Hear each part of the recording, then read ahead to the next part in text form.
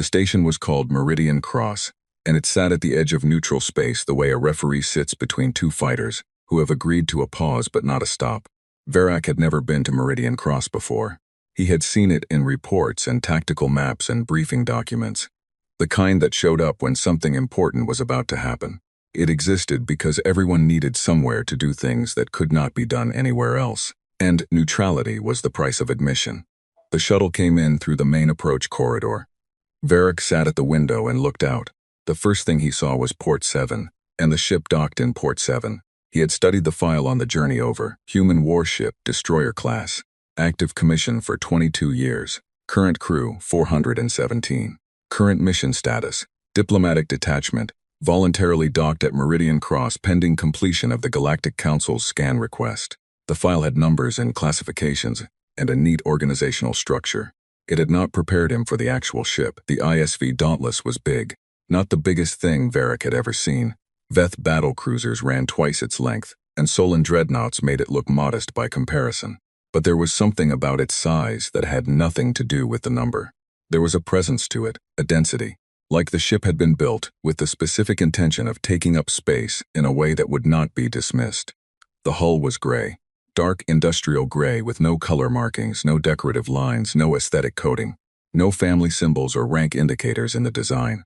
Just gray and the work the gray was doing, and across all of that gray, scars. He pressed closer to the window. Scars everywhere. Not the light surface scoring that any ship picked up in service. These were real scars. Deep ones. Patches of hull that did not quite match the surface around them. Put in by someone who needed the job done, rather than someone who had time to make it invisible. Weld lines thick enough to see from the shuttle, running across sections where the original plating had been blown away or burned away, and new metal had been laid over what was gone. Long stretches of the port side where the plating was clearly newer than its surroundings. A different shade of gray, different texture, different manufacture date if his eye was reading it correctly. And those stretched repair sections had their own repairs inside them. Older damage layered under newer damage layered under more repairs. The history of everything that had ever hit this ship, written directly onto its skin. He had seen damaged warships before. Every military vessel accumulated wear. But those ships had been repaired in proper docks by crews with time to make the damage invisible. The Dauntless had been repaired by people who had other things to worry about. The repairs were honest in the way that a scar is honest. They said something hit us here, and we fixed it, and we went back. And something hit us here again, and we fixed it again, and we went back again. His assistant, Sola, appeared at his shoulder. She was 12 cycles younger than him, and had the compound eyes of someone who had not yet learned to filter her reactions. The file said some hull wear, she said.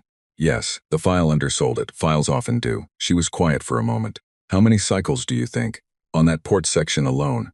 He had been trying to count. The overlapping repair generations made it difficult. More than 8, he said. Possibly more than 11.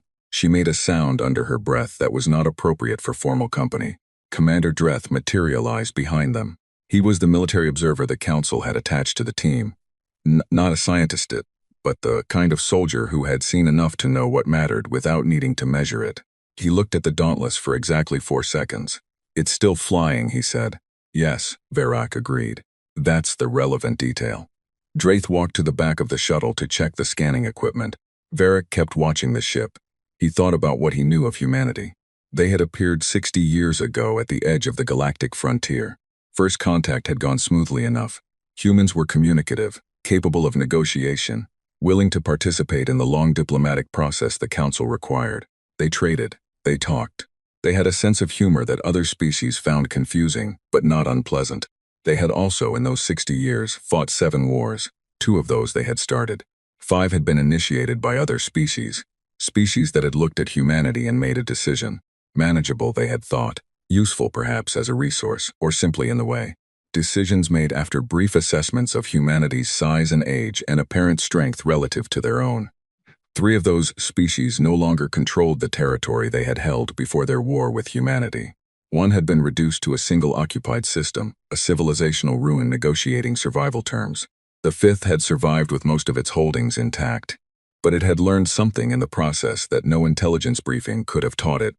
Learned it in the permanent, visceral way that you only learn things when the cost of not knowing them has already been paid. The council had watched all of this.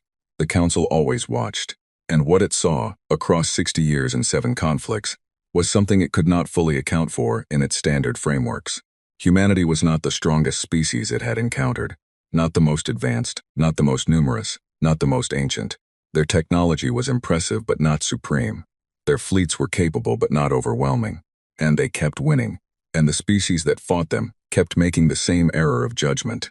The Keth ambassador, 300 years old, never wrong in a threat assessment in living memory, had come before the full council 2 months ago and made a simple request. She wanted a neutral science team to conduct a full scan of a human warship, not their newest, not their most advanced, any standard vessel, whatever the humans were willing to offer. She had said only, "We need to understand what we are dealing with." The council had forwarded the request to humanity, diplomatically, carefully, framed as a routine procedure for new member species, which it was not and everyone knew it was not. Humanity had said yes, without negotiation, without conditions. The human diplomatic representative had read the request, and had, according to the translation team's record, smiled and said, "Pick any ship you like. We are happy to let you look." Varric had been thinking about that smile for 2 months. He still was not sure what it meant. Looking at the Dauntless now, scarred and patched and dense with the weight of everything it had survived, he was beginning to think that whatever it meant, it was not small. The external scan began at 0900 station time. The equipment was the best available. Deep resonance hull analyzers, thermal mapping arrays, structural composition readers, the kind that could tell you exactly what a ship was built from and how it was assembled, without ever touching it. Varric had used this equipment on 43 alien vessels across 30 years of survey work. He knew what it showed, and he knew what to do with what it showed. The hull composition data arrived first. He read it. He read it again. He called Sola over and pointed at the screen, and she read it, and her second set of hands went still, which was her version of being very quiet. The hull of the Dauntless was built in 5 distinct layers. The outermost was an impact ablative ceramic composite. It was designed to absorb kinetic strikes by sacrificing itself, burning away in a controlled pattern, dispersing the energy of impact across its surface. You lost the layer to save everything behind it. Expensive, heavy, effective. Behind that was a flex metal weave. It was designed to catch what the ceramic missed and spread the remaining force across a wider surface area, rather than allowing it to concentrate and punch through. Behind that was a rigid structural frame, the primary load-bearing skeleton of the hull, built to handle the distributed forces transferred from the flex weave above it. Behind that was a thermal-resistant polymer interior lining, protecting the crew and internal systems from heat transfer through the outer layers. And threaded through the structural frame, almost invisible in the initial scan because it was integrated so completely into the surrounding material, was a 5th layer, a magnetic shielding mesh, woven through the frame itself, designed to deflect and reduce the effectiveness of directed energy weapons. 5 layers, each doing a different job, each compensating for exactly the weaknesses the others left behind. Sola looked at the data for a long moment. "This is not a hull," she said. "This is 5 different arguments against dying." Varric thought that was probably the most precise technical summary possible. He ran the weight calculations. 5 layers made the hull significantly heavier than standard for a ship this size and class. It made the Dauntless slower and less maneuverable and considerably more expensive to build and power and maintain. Any practical military engineering committee, handed this design, would have looked at the performance trade-offs and removed 2 of the layers. The math was obvious. You gained more from speed and agility than you kept from the extra armor. Humans had not removed any of the layers. Humans had, in fact, added one after the original design was complete. The magnetic mesh showed slightly different bonding chemistry and manufacturing tolerances from the layers around it, which meant it had been integrated later. Something had happened. Something had shown them that 4 layers were not sufficient, and so a 5th had been added. He looked back at the hull scar data. The port section, 11 repair cycles in 1 run of plating. Whatever had been hitting this ship through 5 layers of hull armor, hard enough and often enough to need 11 full panel replacements in a single section, had still not been enough. He saved the hull data to the primary file, marked it priority review, and moved on. The weapons' hardpoints were next. The weapons themselves were secured and inactive. The council agreement required that. But the external housings were fully visible to the scanners. Sola ran the count while Varric handled the angle of fire analysis. A Veth destroyer of the same mass and rough dimensions carried 28 external weapon hardpoints.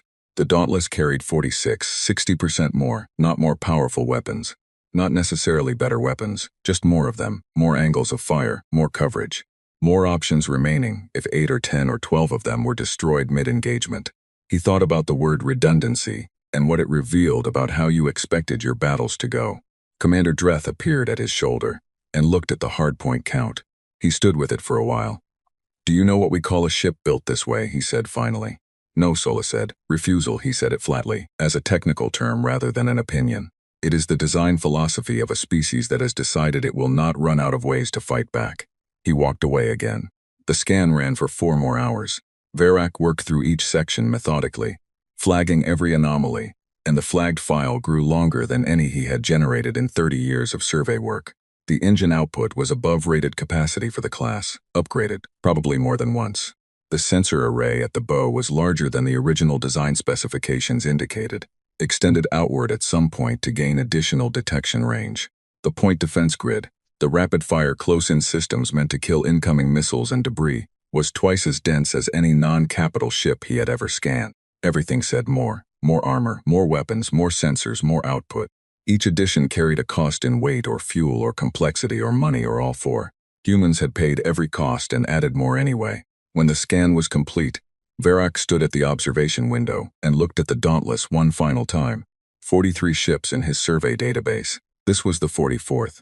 He had reduced extraordinary things to data before. He had measured things that at first seemed incomprehensible and found the numbers behind them, and turned the numbers into reports that other people could act on. He was having trouble finding the right frame for this one. It was not about the numbers themselves. Other species had multi-layer hulls. Other species had loaded their ships with weapons. The individual choices were notable but not impossible. It was the philosophy behind every choice. The same idea, expressed again and again in every system and every design decision, and every expensive, heavy, operationally inconvenient addition to the ship. We expect this to go badly. We have prepared for how badly it will go. We have prepared for the ways we have not predicted yet. We intend to still be here when it is over. He picked up his datapad. Behind him, through the observation glass, the Dauntless sat silent in the docking cradle. The crew had watched them the entire day. He had checked. 3 of the port cameras had shifted angle during the scan, tracking the team's movement, watching them look. They had not come out, had not said anything, had not interfered in any way. Just watched. He followed Zendreth to the briefing room. Tomorrow they would go inside. He was not sure it was going to make the picture clearer. He suspected it was going to make it considerably larger. They went in the next morning. The airlock was the first lesson. It was human-sized, taller and wider than Veth standard, with heavy locking mechanisms on both the inner and outer doors. Heavy enough that you noticed the weight of them when they moved. Every seal had a secondary seal behind it. Every electronic lock had a manual override handle mounted beside it, a physical lever that operated on a completely separate mechanism. No power required. 2 systems to do one job, different designs, different failure modes. If one stopped working, the other still worked. He noted it in his log and followed Sola and Dreth into the ship. The main corridor stretched ahead of them, running the length of the vessel's central spine.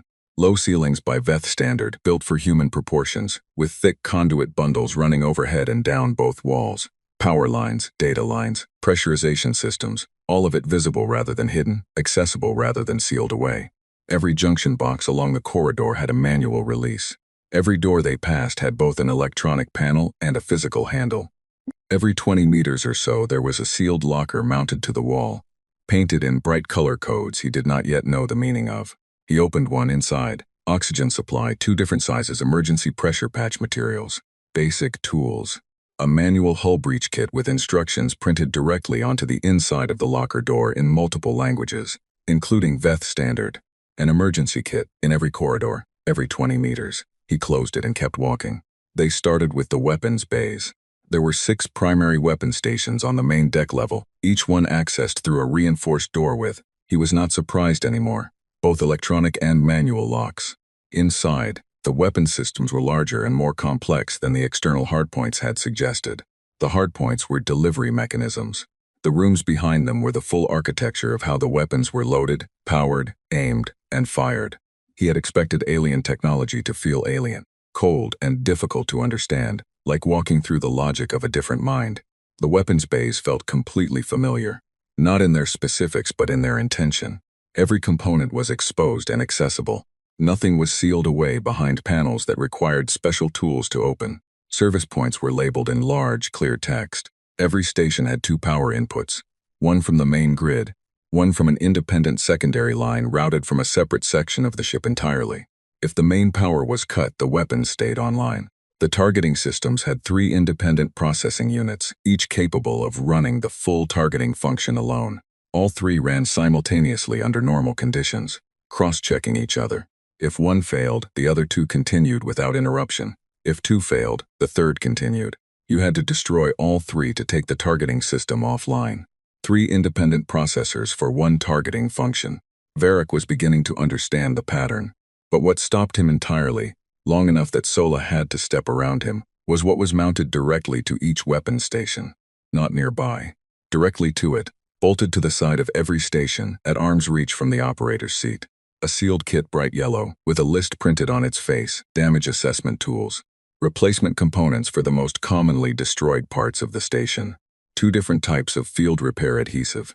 A manual fire control interface that bypassed all the electronics and allowed the weapon to be aimed and fired with nothing but mechanical linkage and physical input. Every station assumed it would take a hit.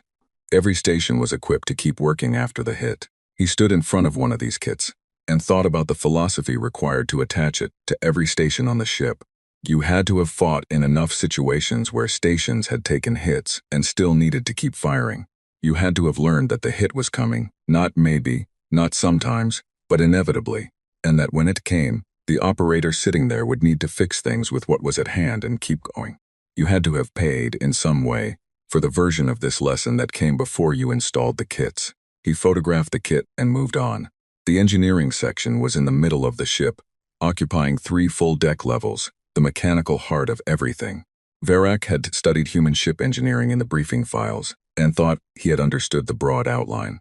In the room itself, the broad outline dissolved into something considerably more involved. The Dauntless ran on 3 separate power generation systems. The main drive, a fusion plant running at the heart of the engineering section, primary power for everything. Standard configuration, comparable to VETH equivalents, well-maintained and currently running at around 70% capacity, as would be expected from a docked vessel. Behind the main drive, physically separated from it by 2 reinforced bulkheads, was the first backup, a different type of power plant entirely, a different design philosophy, different fuel system, different maintenance requirements, not simply a second copy of the first. A completely independent approach to the same problem, so that whatever failure mode took out the main drive was unlikely to take out the backup at the same time. Behind that, in a third isolated section, was a second backup, smaller than the first, less output, but capable of running life support, basic navigation, communication systems, and minimal propulsion for an extended period entirely on its own. And behind all of this, and Varric almost missed it because it was so thoroughly integrated into the structural walls that it barely registered as a separate system, was a battery bank. Not a small emergency reserve, a full battery system capable of maintaining life support and core systems for 72 hours with no active power generation at all. 72 hours. A crew of 417 people, kept alive for 3 days by batteries alone, while they figured out what to do next. He looked at the engineering officer assigned to the room during the scan, a young human who had been politely silent but clearly present the entire time, watching the team work with an expression that gave nothing away. "What do you call this?" Varric asked, gesturing at the battery system. "Internally. What is it called?" The human thought about it for a moment. "Keeping the lights on," he said. Varric wrote that in his notes. Keeping the lights on. 3 backup systems and a 72-hour battery reserve, designed by a species that had, at some point, been very far from help and very close to losing everything, and had decided to make sure that never happened again, or if it did happen, that it was harder to finish them off than the enemy expected. He thought about the 11 repair cycles in the port hull section. He thought about the weapon stations with their field repair kits bolted to the arm. He thought, something taught them all of this, something they paid for. He kept working. The medical bay was on deck 4, accessible from both the main corridor and a secondary access route that ran through the interior of the ship, a route that avoided all the areas most likely to be damaged in a hull strike. He noticed the routing. He noted it. Inside, the bay was larger than it should have been. Medical spaces on a military vessel are sized by formula: crew count, mission profile, expected casualty rate. Veth Doctrine gave a destroyer-class vessel of this crew size roughly 400 square meters of medical space. The Dauntless's medical bay was nearly 700, large enough to run 3 simultaneous surgical procedures and still have space for triage and recovery. The operating tables were bolted to the floor.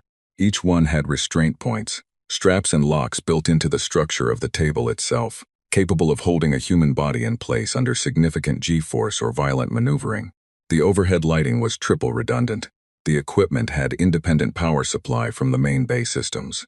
The supply cabinets were labeled and organized with an efficiency that told him this space was used regularly, and that the people using it needed to find things fast and not think about where they were. Sola was already at the data terminal, working through the medical logs with the access the council agreement had granted. Verak, she said. Something in her voice made him come immediately. She showed him the screen. The Dauntless had run 47 serious trauma procedures in the past 2 years.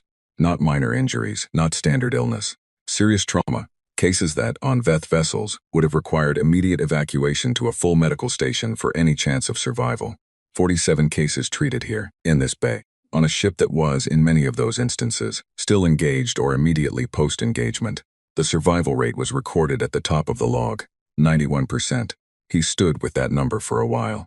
91% survival on serious trauma cases treated in a combat environment, on a mid-class destroyer, by a medical team working in a room with restraint straps on the operating tables because the ship was still maneuvering when they were working. Dreth had come over to look. He read the survival rate and was quiet for a long moment. "They're medics," he said finally. "How are they trained?" Verak checked the crew manifest, which the data access included. The lead medical officer had 31 years of service. The 2 assistant surgeons had 15 and 19 years respectively. "A long time," he said. "They've done this before," Dreth said. It was not a question. "Many times." Dreth looked at the restraint straps on the nearest operating table. He looked at the independent power supply and the triple redundant lighting, and the secondary access route that kept the medical bay reachable, even if the main corridor was compromised. "They designed this room," he said slowly, knowing they would be using it while the ship was still in a fight. "Yes. Not after. During. The data is consistent with that." Dreth absorbed this. He was a military man. He had commanded ships.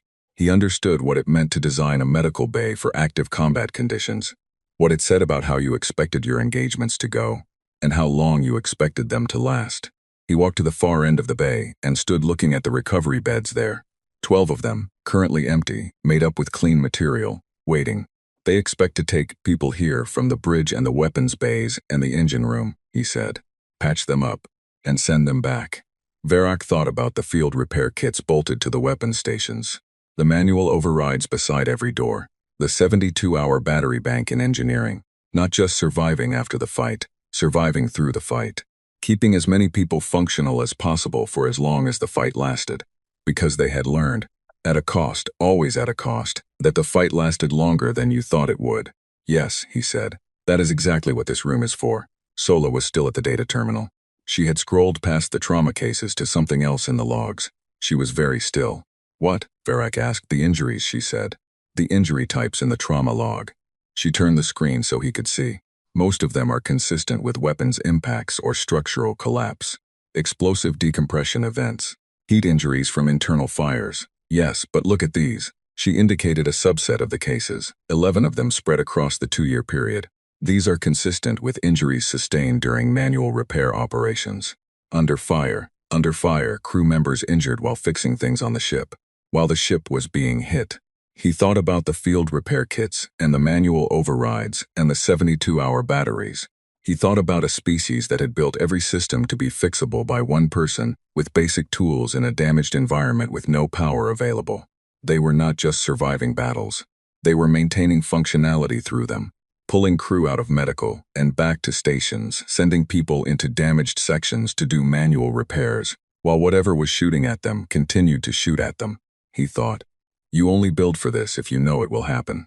You only know it will happen if it has happened. You only survive it happening enough times to learn from it if you are something very particular. Something that does not stop." He saved the medical data and closed the terminal. They still had half the ship to scan. The crew quarters, the systems decks, the lower hull sections. the deep structural data that the hull analyzers were still compiling in the background. He looked around the medical bay one more time.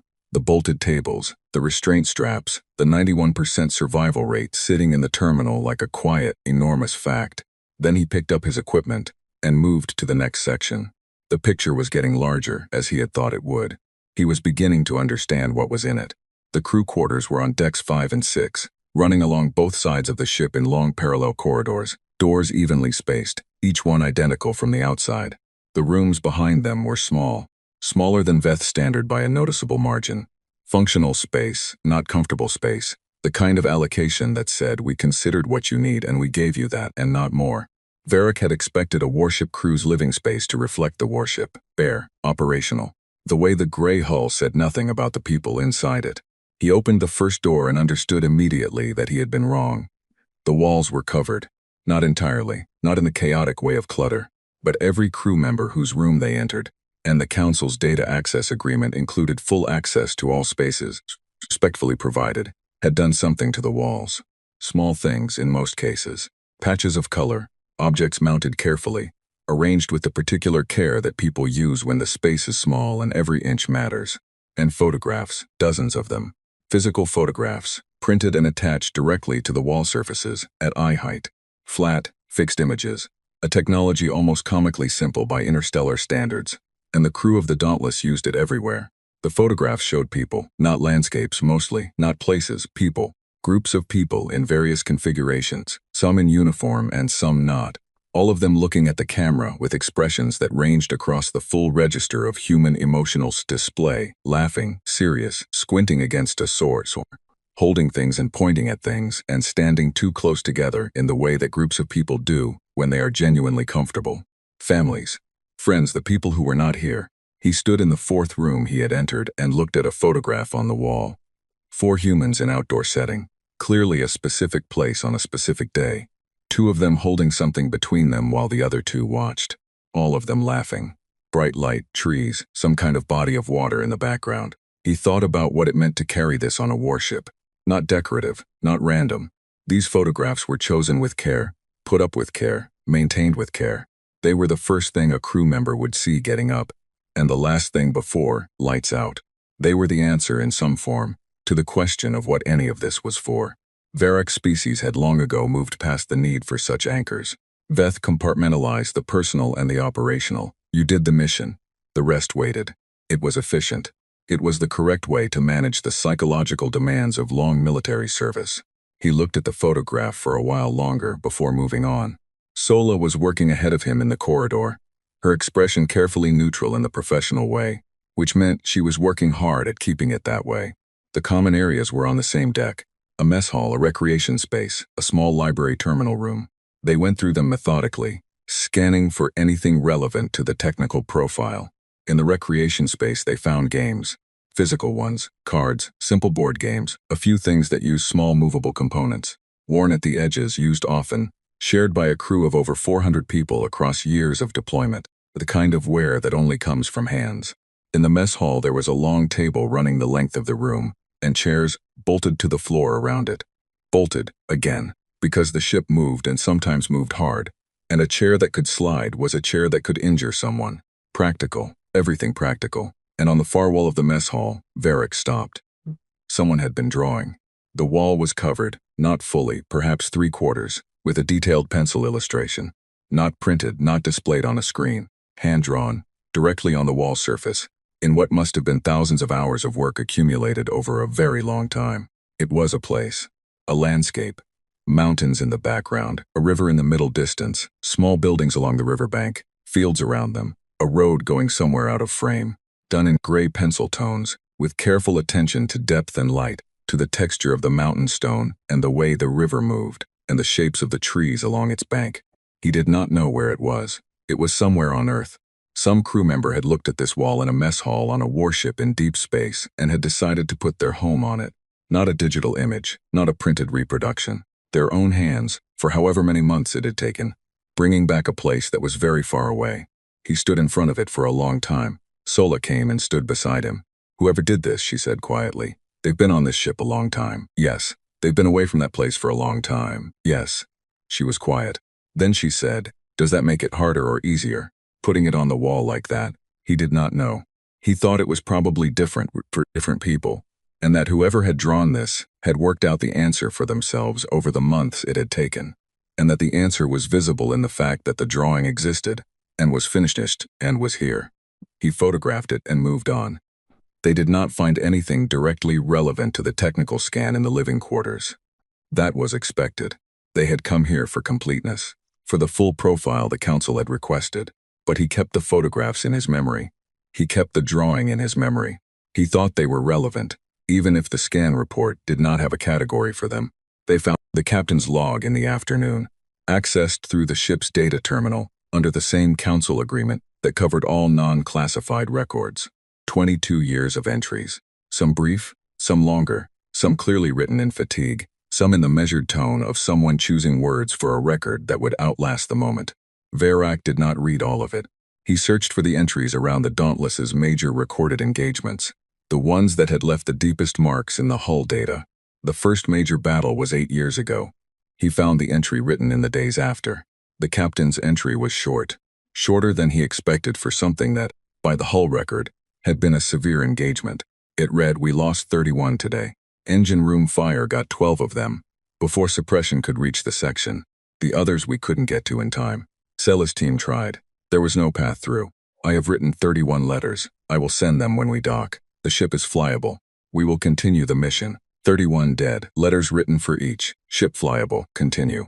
Verak read it 3 times. He thought about the brevity of it. He thought about what was not in the entry. No extended account of grief. No dwelling on the detail of it. 31 letters written, one for each person who had been alive that morning and was not alive now. And the entry moved forward because the mission moved forward, because there was no other direction available. He found the entry from 6 months later, when the crew rotation logs showed the ship had returned to home port. It read, "Docked at home port for the first time in 14 months. Most of the crew has family here. I gave everyone 72 hours. It won't be enough, it never is. But it's what we have.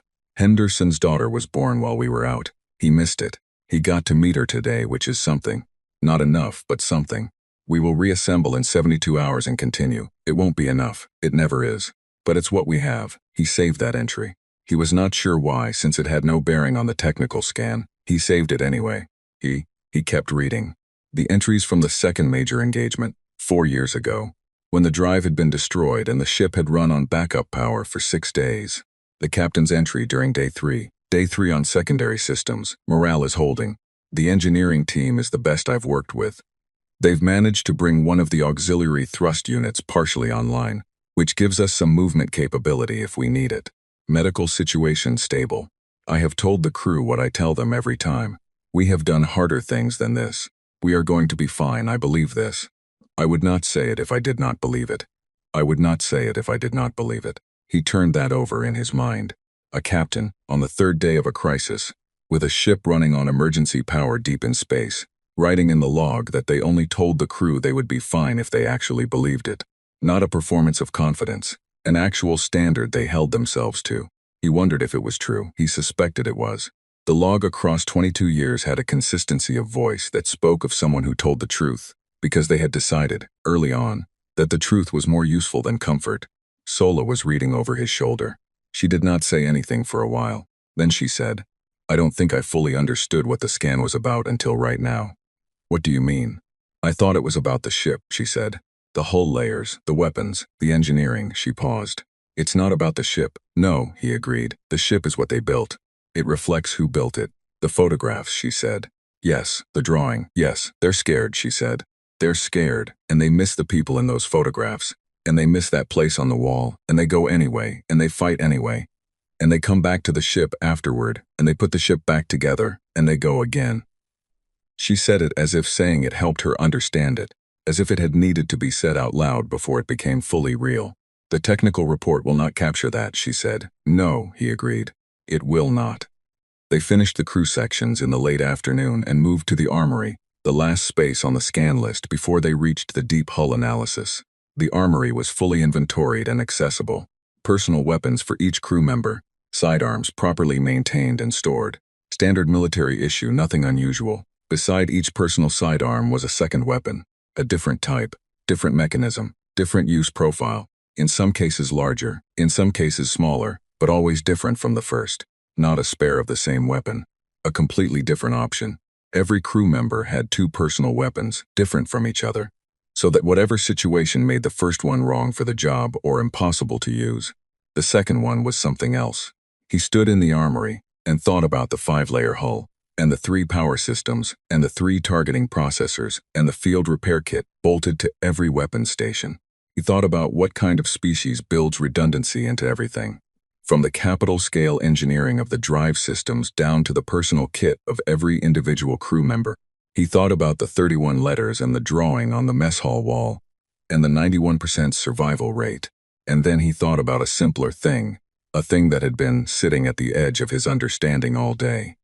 Humans built for the possibility that everything would go wrong, not because they expected to lose, because they had found that losing was always on the table until the moment it wasn't.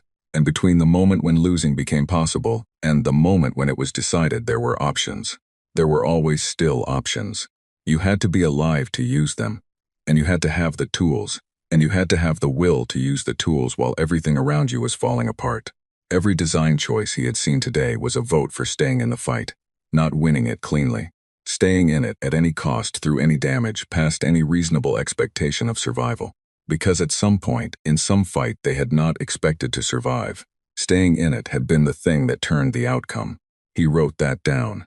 He did not yet know how to finish the thought, but he wrote it down, because it was the truest thing he had understood all day, and he did not want to lose it.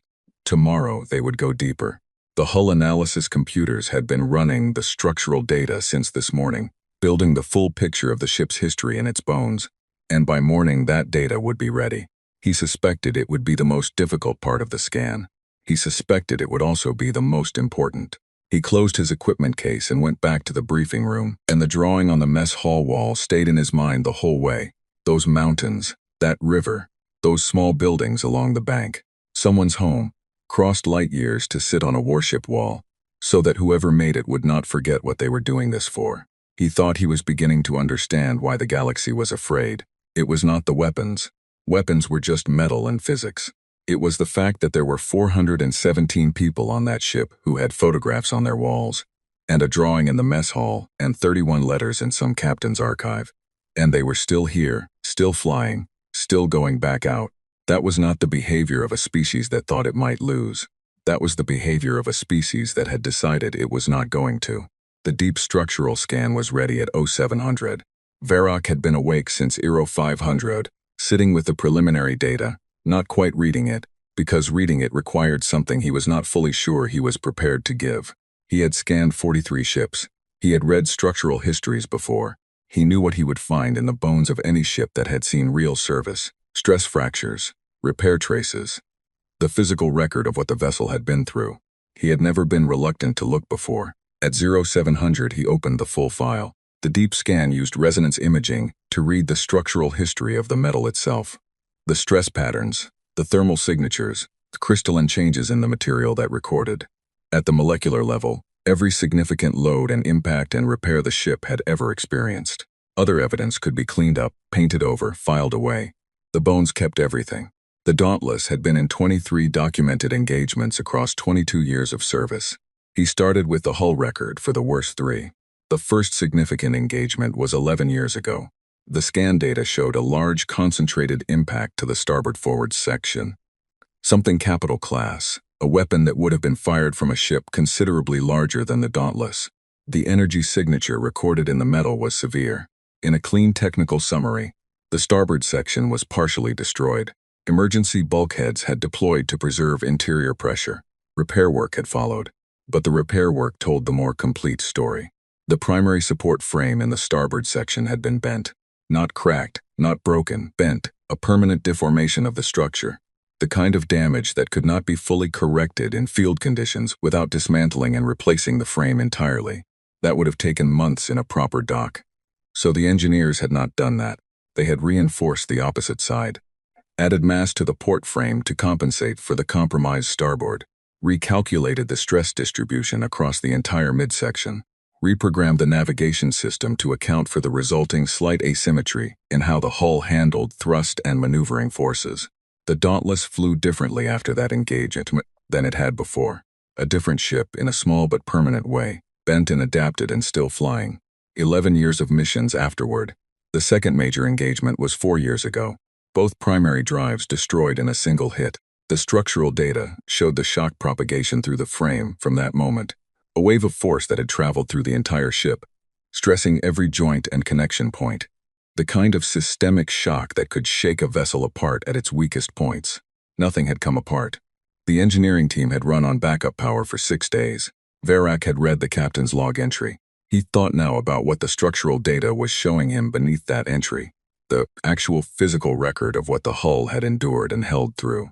6 days, with the frame stressed at the joint points, with backup systems absorbing the load that the main drives had been handling, with the crew making repair decisions in real time that would determine whether the frame continued to hold.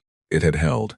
The third engagement record was harder to read. He found it in the lower hull data, a section in the aft quarters that had experienced not an external impact but an internal one. The thermal signature was distinct, an explosion originating inside the ship, not outside. High temperature, rapid expansion, the kind of signature left by a catastrophic internal system failure or a munitions event. "What's that?"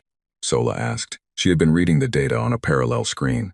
"Internal explosion," he said. "Aft lower section, 3 years ago." She was quiet for a moment. "That would have killed whoever was in that section." "Yes." He ran the cross-reference against the medical logs from that period. 11 entries. 11 trauma cases in the weeks following the recorded event. He did not access the personal details. The council agreement had limits, and this was one of them. But the numbers were there. He thought about 11 people in that medical bay, with its restraint-strapped operating tables and its 91% survival rate. He thought about all the field repair kits bolted to all the weapon stations. He thought about the people who had used those kits. The deep scan flagged 47 structural anomalies for manual review. He worked through them in order of severity. Sola on one screen, and Dreth occasionally looking over from the doorway. At item 31 he stopped. The anomaly was in the lower hull of Deck 7. Not a damage record, a structural feature. An area of the hull that was built differently from its surroundings. Thicker walls. Different material composition in the framing. Heavier conduit routing than the systems map showed any justification for. Heavy conduit, leading outward in multiple directions through the frame. He looked at the structural map. Deck 7, lower section. He cross-referenced the ship's own schematic. The room was labeled in the schematic as Damage Control Secondary Station. He looked up the primary damage control stations. They were on Decks 3 and 5, clearly marked, fully equipped and documented in the scan data he had already reviewed. The room on Deck 7 was not a damage control station. He looked at Sola. She had found the same anomaly. "We need to go look at it," he said. She nodded once. Deck 7 was the deepest accessible deck, below the main engineering section, in the part of the ship where the structural mass was greatest and the operational systems were fewest. The corridors down here were narrower, the lighting more basic, the feel of the space more purely mechanical. The room was the last door on a dead-end corridor. It had 3 locks.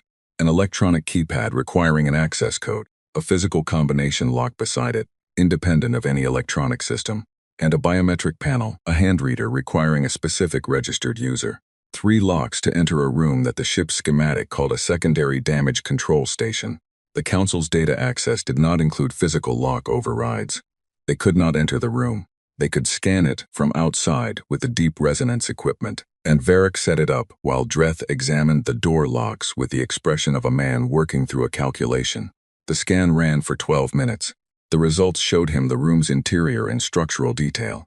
The walls were noticeably thicker than the surrounding ship frame, nearly 3 times standard hull thickness, which was more than any operational justification explained. The floor had heavy conduit running through it in a branching pattern leading outward toward the exterior hull in at least 4 directions, reaching toward both the outer hull layers and inward toward the ship's core systems. The conduit was large, larger than any power or data line shown in the ship's official systems map, routed through unofficial pathways in the frame that did not appear on the schematics at all. A panel on the interior wall, the scan showed, was connected to the conduit network. The room itself was largely empty, a space built for a single specific purpose, a purpose that required thick walls and heavy conduit and a panel, and 3 locks to keep anyone from activating it accidentally or without authorization. He ran the conduit material analysis. He cross-referenced the routing pattern, and the conduit diameter against known technological profiles.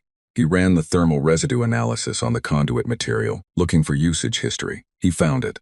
The conduit had been used once. Long ago, the thermal residue was old, partially decayed at the molecular level. A small activation, brief, not extending to the full system, controlled. Enough to produce heat and energy output consistent with a test. A test. He sat with the analysis results for a moment. He said, "Commander Dreth." Dreth came and looked at the screen. "The conduit leads to the outer hull," Varak said. 4 separate exit points, spaced around the aft and lower sections of the ship. "Yes," Dreth said. "The panel activates the system." "Yes." The 3 locks prevent activation without authorization. Or without multiple crew members agreeing, Dreth said quietly. 3 lock types, 3 different mechanisms. Not one person with 3 credentials. 3 separate authorization methods, which in practice would mean 3 separate people or a deliberate protocol. Varak nodded slowly. "The conduit material and the routing pattern are consistent with." "Yes," Dreth said. He did not need the end of the sentence. He had been a military man for 40 years.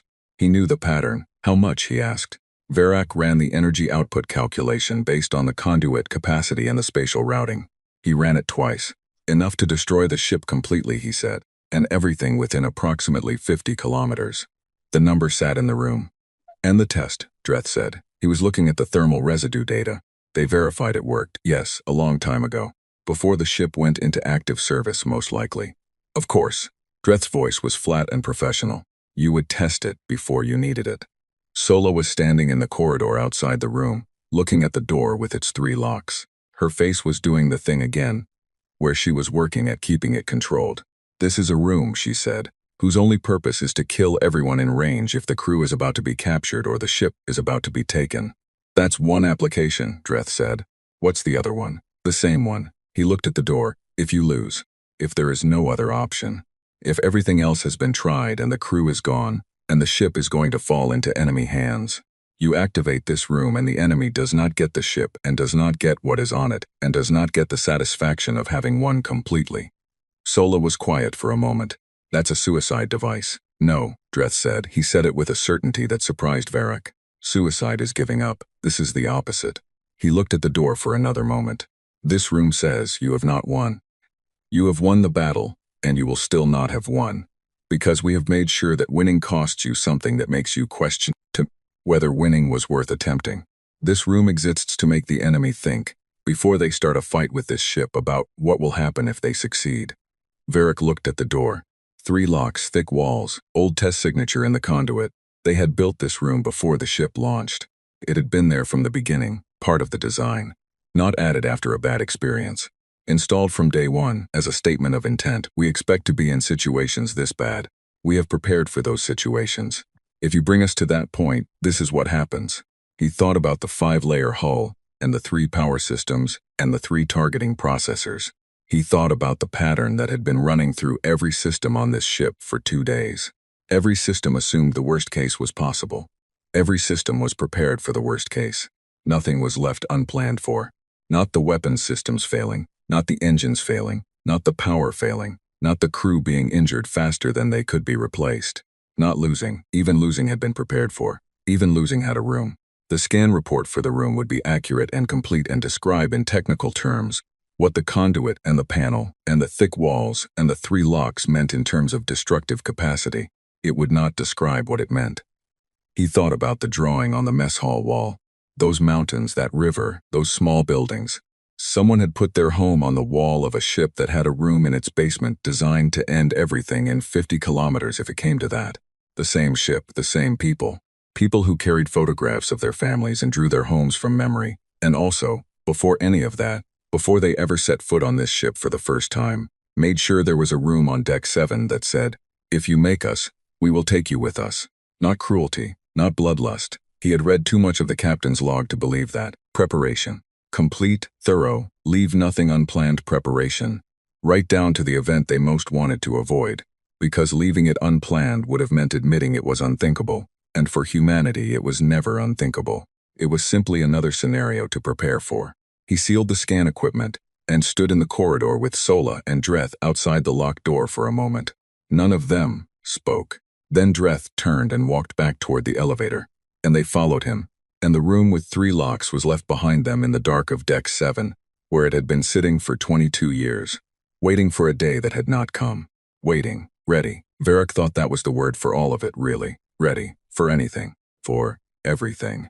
For every bad outcome up to and including the final one, met not with despair but with a plan, with a room, with 3 locks and a test they had run to make sure it worked before they needed it. They went back up to the briefing room. Varric had 47,000 data points, 62 priority flags, and 1 room that had no data point large enough to hold it. Tonight he would try to write the report. He was not entirely sure that language was equal to the task. The station's night cycle dimmed the corridor lights at 2200, and by 2230 the briefing room where Varric sat was the only lit space on their assigned deck. Sola had gone to bed 2 hours ago. Dreth had stayed until midnight and then left without a word, which was his way of saying he had processed everything he intended to process tonight. Varric had been writing for 4 hours. The technical report was finished. It was 46 pages, organized by system, hull, propulsion, weapons, medical, internal architecture, with the data entries cross-referenced and the priority flags linked to their supporting evidence. It was, by any standard, a thorough and accurate document. It said, in precise language and correct numbers, everything that the scan had found. He had read it back to himself and then sat looking at it for a long time. It was true and it was not enough. He opened a second document. He labeled it Supplementary Observations, Personal Assessment. He was not sure the council would accept it as part of the official report.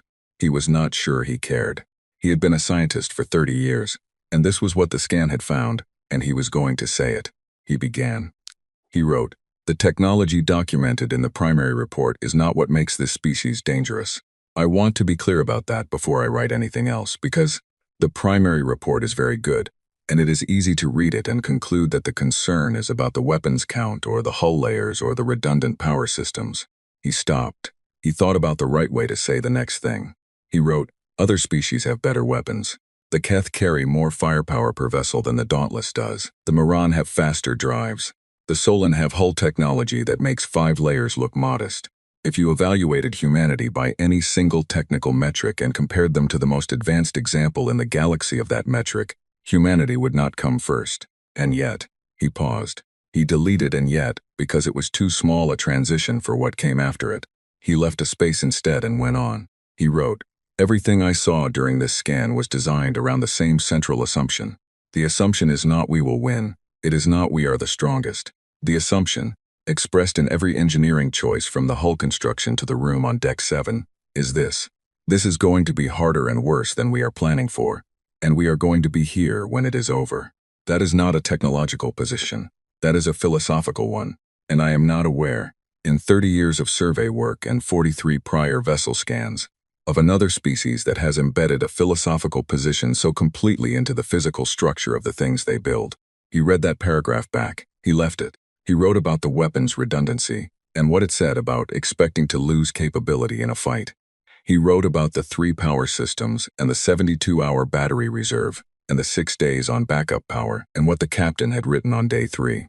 He wrote about the medical bay with its restraint straps and its 91% survival rate on combat trauma. He wrote about the field repair kits attached directly to each weapons station, because the people sitting at those stations had learned that the station might take a hit and the person in it might be injured and still needed to keep the weapon firing. He wrote about the photographs on the walls and the drawing in the mess hall. He wrote, "I am including this not because it is operational data, but because it changes the meaning of the operational data. A species that fights because it is engineered for aggression is one kind of problem. A species that fights because it has built systems of care so strong that the thought of losing what it cares for is more motivating than the fear of what it might face. That is a different kind of problem entirely. Humanity knows what it is risking. Every photograph on every wall of the Dauntless's crew quarters says, 'I know what I might not come back to.' They go anyway.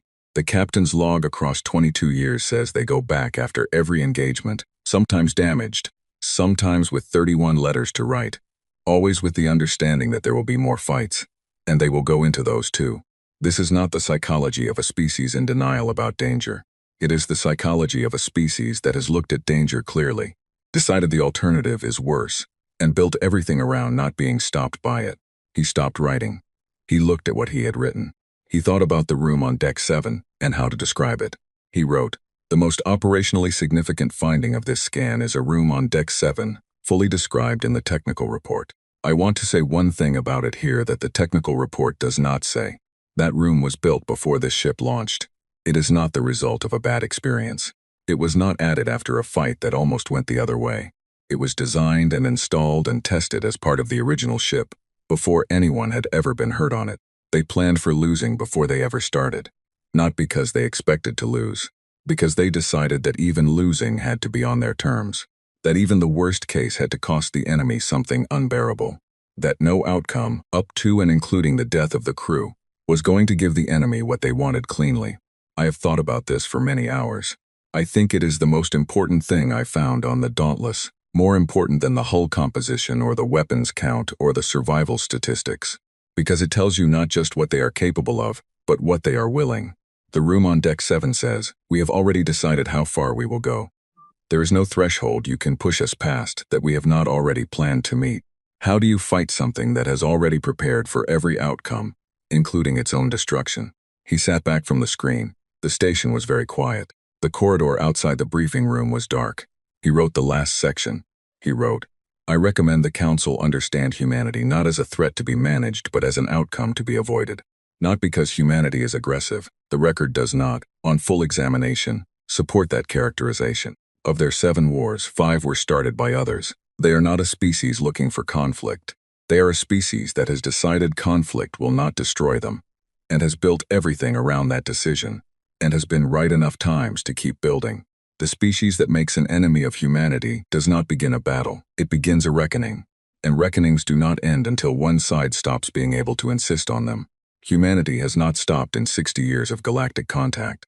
The Dauntless has been repaired and returned to service after 23 engagements across 22 years, the most recent of which left visible structural asymmetry in the hull frame. It is currently docked at Meridian Cross, 417 crew aboard, waiting. I believe the correct strategic posture is, do not give them a reason. He saved the document.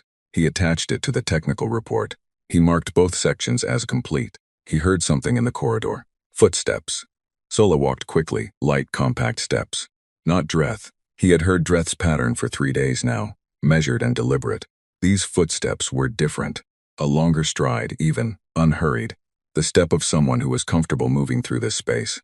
He turned around. A human was standing in the briefing room doorway, tall as humans often were, wearing the same dark gray uniform as the ship, with minimal rank markings. A small cluster of indicators on the collar that the briefing files told him meant senior command. The face was older, with the kind of lines that accumulated from years of making decisions between bad options. The eyes were dark and clear, and looking directly at him with an expression he had learned to read over 3 days of being watched by the Dauntless's cameras. Aware of everything, showing nothing extra. Captain Yara Sorel, she said. ISV Dauntless.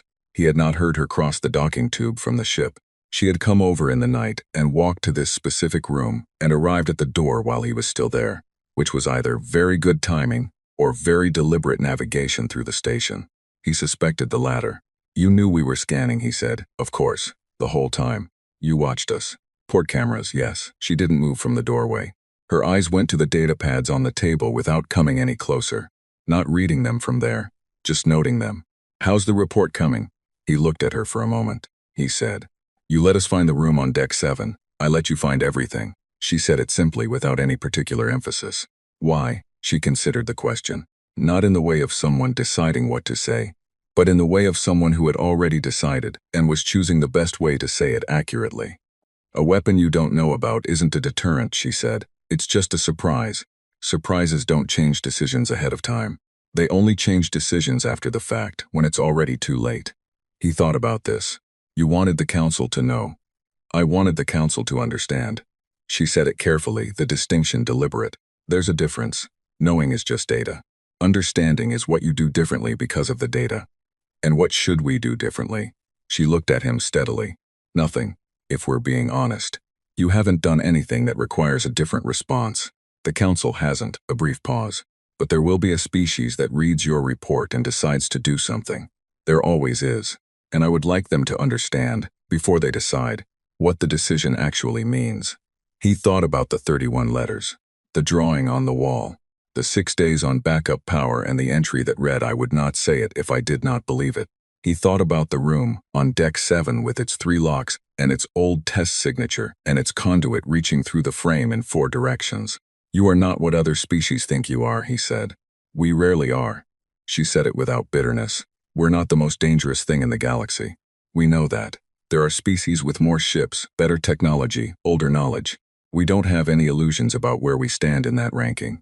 "But," he said. She almost smiled. "But we've been in this galaxy for 60 years. We've been hit 5 times by species who thought we were manageable. All 5 of them are still here. Which tells you something about what we want. We're not trying to destroy anyone. We just made sure that hitting us was the beginning of a very long, very expensive problem. Long enough and expensive enough that it was easier to stop." "And the ones that didn't stop," he said quietly. "Didn't stop," she agreed. He looked at her. He thought about 43 prior ships and 30 years of survey work, and the fact that he had never, not once in that career, found himself reluctant to open the data file in the morning. He thought about the Keth ambassador who had asked for this scan, and who had been, in 300 years, wrong, perhaps twice. She had said, "We need to understand what we are dealing with." He understood now, completely. "The supplementary section," he said. He gestured at the data pad, "the personal assessment, not just the technical report." She looked at the pad. "You wrote one." "Yes." "Good," she said it with a simple certainty. "That's the part that matters. Anyone can read numbers. Numbers tell you what something can do." She looked at him directly. "The other part tells you what it will do, and why." He picked up the data pad. He looked at the completed report, both sections, technical and personal, 46 pages and 11 more, everything the scan had found and everything he had understood from finding it. "I'll send it to the council," he said. "All of it. That's all I needed to know." She gave him a brief nod, a human gesture he now recognized as something between acknowledgement and respect, minimal and genuine. "Thank you for being thorough. A lot of scientists would have stopped at the numbers." She turned from the doorway and walked back down the corridor toward the docking port, toward her ship. He listened to her footsteps until they faded. Then he sat down and sent the report, both sections. Every data point, every priority flag, every personal observation, the hull composition and the weapons count, and the medical bay survival rate, and the room on Deck 7, and the drawing on the mess hall wall. All of it. He sat back. The briefing room was very quiet. He got up and went to the observation window, and looked at the Dauntless one last time. The ship sat in the docking cradle the way it had sat there for 3 days, heavy, scarred, gray, patient, lights showing in a few of the port sections, people awake in there, moving around, living their lives on a warship at a neutral station, while the galaxy turned and debated what they were, and what they meant, and whether they were something to fear. He thought, "They are not afraid of us. Not because they were reckless. Not because they didn't understand the threat." He had read 3 days of evidence about how well they understood threats, and how thoroughly they prepared for them. They were not afraid of the galaxy the way prey was afraid of predators. They simply were not afraid in the way that stopped you. Whatever they felt, whatever caution or concern or awareness they carried, and they carried plenty, the captain's log across 22 years made that clear. It did not stop them. It did not slow them. It went into the design of the hull and the room on Deck 7 and the 3 power systems and the field repair kits, and then they went anyway. He thought about the Keth ambassador, 300 years old, the request she had made and the words she had used. Understand, he thought he understood. The galaxy had been making the same mistake about humanity for 60 years. Not a hostile mistake, not an aggressive one, an understandable one, the kind you made when you looked at something new and evaluated it quickly, by size and age and obvious strength, the way you evaluated everything else. Manageable, those 5 species had thought. The scars on the Dauntless answered that. 11 repair cycles in the port section, 23 engagements, 31 letters, 6 days on backup power, a bent frame that flew asymmetrically now, calculated into the navigation system and compensated for, still flying. A room on Deck 7 that said, "Even this we have prepared for, not manageable, never manageable." Something else entirely. Something the existing categories did not quite fit. A species that had looked at everything the universe could do to it, and there was evidence in those bones and that log of quite a lot of what the universe could do, and had decided, not once but again and again and again, across 22 years on this ship alone and 60 years in this galaxy, that it was going to be here when that was over. It was going to fix what was broken and write the letters that needed writing and give everyone 72 hours, which won't be enough. It never is, but it's what we have. and go back out. Varric stood at the observation window until the station's ambient lighting shifted toward morning cycle. Then he turned off the briefing room light and walked to his quarters. The report was sent. The council would read it. Some of them would read the numbers, and understand the numbers, and take the numbers as the meaning. Others would read further. The Keth ambassador, he suspected, would read all of it, including the supplementary section, and she would nod at certain parts the way you nod when something confirms what you already believed. She had been right to ask for the scan. He hoped the right species read it. He hoped the species that would otherwise have looked at humanity and thought manageable read the supplementary section, and understood the room on Deck 7 and thought again. He hoped that was enough. Behind him, through the observation window, the ISV Dauntless sat in the cradle and waited, gray and scarred and patient and ready, the way it had always been, the way it would always be.